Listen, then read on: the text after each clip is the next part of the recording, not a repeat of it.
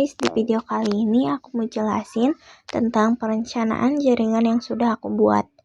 Mulai dari IP address, jalur kabel, perangkat yang digunakan, sampai alur gimana klien bisa dapat akses internet. Pertama, kita bahas dari IP address dulu. Untuk koneksi ke internet, di main router aku pakai IP 172.16.12.214/24 yang terhubung ke ISP di Ether 1.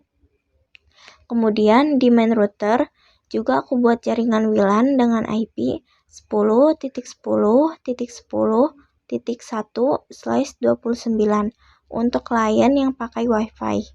Selanjutnya ada jaringan uplink antar router, yaitu 10.0.10.56/30 yang menghubungkan main router dan akses router. Lalu untuk jaringan lokal aku bagi jadi dua VLAN.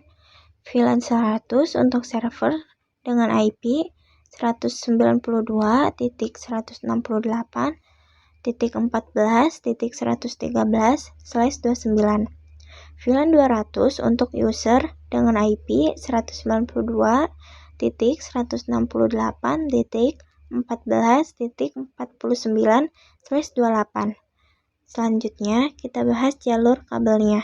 Dari main router Ether 1 langsung ke internet atau ISP, Ether 2 ke akses router sebagai jalur uplink. Kemudian dari akses router, Ether 2 disambungkan ke switch manageable di port 1 sebagai terang.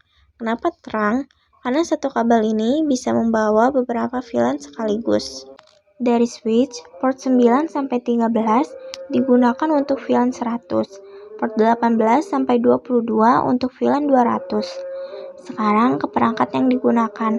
Di sini aku pakai main router MikroTik RB951 sebagai gateway internet.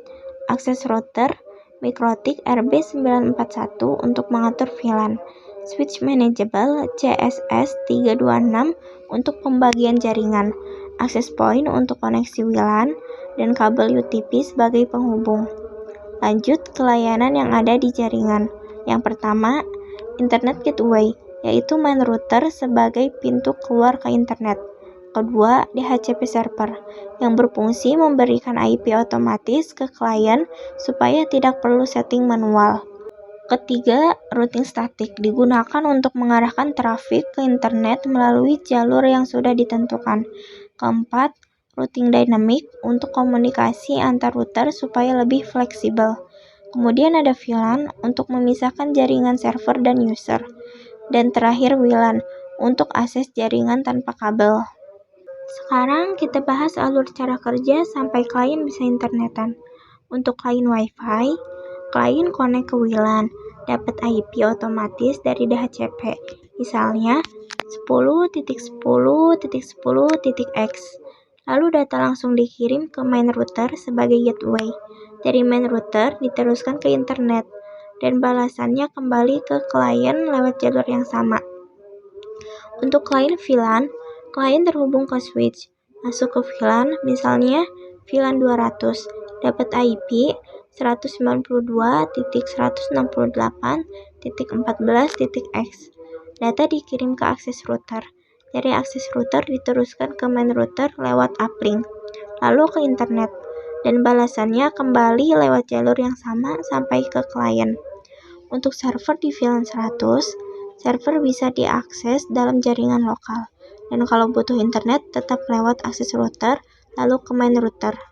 Data balasan dari internet nantinya akan kembali ke main router, lalu diteruskan ke akses router, dan akhirnya dikirim ke port VLAN yang sesuai. Dengan mekanisme ini, semua klien, baik yang terhubung melalui VLAN maupun WLAN, tetap bisa mengakses internet karena adanya default route pada main router, dukungan dynamic routing antar router, serta koneksi terang VLAN yang memungkinkan setiap segmen jaringan tetap terhubung ke jalur internet yang sama. Nah, itu penjelasan singkat dari jaringan yang aku rancang, mulai dari IP, perangkat, sampai alur akses internetnya. Semoga bisa dipahami. Terima kasih.